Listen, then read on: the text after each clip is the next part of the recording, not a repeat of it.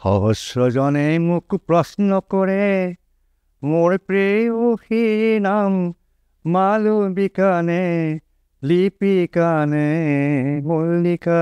সৰুতে আমি দেখিছোঁ নেহেৰুবালিত ফাংচন কৰা ভূপেন দা আৰু দীপালী বসু কৌলৰ বৰা জয়ন্ত বৰুৱা, কিন্তু ওচৰতে পোৱা নাই মই। মোক লৈ গ'ল কামপুৰলৈ। ভূপেন দা মোক ক'লে ঘৰত আহি পেলাই তুমি ভূপেন দা বজাব লাগিব। মোৰ কপনি আজি ভূপেন দাক মই বজাম, আজি বাপ আচৰিত আৰু। তেতিয়া মই লৈ গ'ল ভূপেন দা। মই কৈছিলোঁ সূৰ্য গোস্বামী। ভূপেন দাও কি সূৰ্য গোস্বামী চিনি পায়? নতুন প্ৰথমৰ লগ পাতোঁ, বাপু আহাচোন, বাপু আহা। এই দাদা এদিন আছে, এই বাপুক লৈ আছোঁ মোৰ গানকেইটা শুনাইতে। মৰ্যাদাৰ ঘৰ গোটেইখন একেলগে, প্ৰকাণ্ড ঘৰ ফেমিলি। তাতে এটা ৰুমত তেওঁলোকে গোটেই সবাই একেলগে আছিলে, 5জন মানুহ। ৰাণাই মোক লৈ গ'ল এটা ৰুমত। তেতিয়া ভৱেশ ঠাকুৰক গান গাব দিলে, দীপালী বসুৱে গান এটা গালে, মই বজালোঁ। তেতিয়া হৈ যাব দিয়া, মইতো ৰাণা ভূপেন দা গান গান নুশুনে, হৈ যাব, মই তোমাৰ ডিৰেকশ্যন দি থাকিম, চিন্তা নহয়।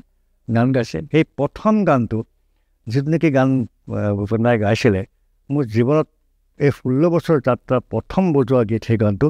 সহস্ৰজনে মোক প্ৰশ্ন কৰে মোৰ প্ৰেয়সী নাম মালবিকানে লিপিকানে মল্লিকা।